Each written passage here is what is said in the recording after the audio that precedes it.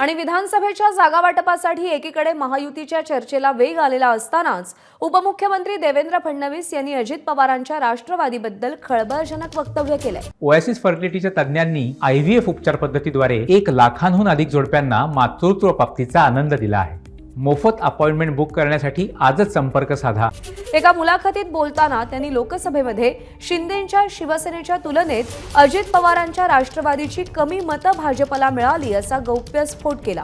मात्र जिथे शिंदेंच्या शिवसेनेचा आणि अजित पवारांचा उमेदवार होता त्यांना भाजपची मतं मात्र मिळाली असा दावा फडणवीसांनी केलाय।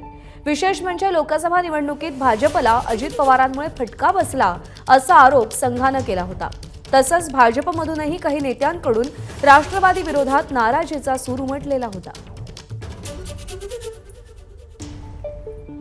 दरम्यान देवेंद्र फडणवीस यांनी नेमकं काय वक्तव्य केलंय ग्राफिक्सच्या माध्यमातून एक नजर टाकूया। देवेंद्र फडणवीस म्हणतात की एकनाथ शिंदेंच्या शिवसेनेची मतं आम्हाला जास्त मिळाली, त्या तुलनेत अजित पवारांच्या राष्ट्रवादीची मतं कमी मिळाली। हे दोन्ही पक्ष एक प्रकारे फुटून निघालेले नवीन पक्ष होते। यातून मतं आमच्याकडे हस्तांतरित करणं कठीण काम होतं। आमच्यासाठी ते कठीण काम नव्हतं, आम्ही स्थिर पक्ष होतो, त्यामुळे आमची मतं आम्ही त्यांच्याकडे वळवू शकलो।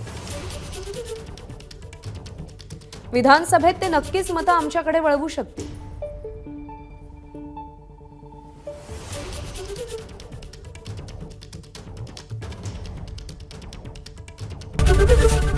एबीपी माझा, उघडा डोळे बघा नीट।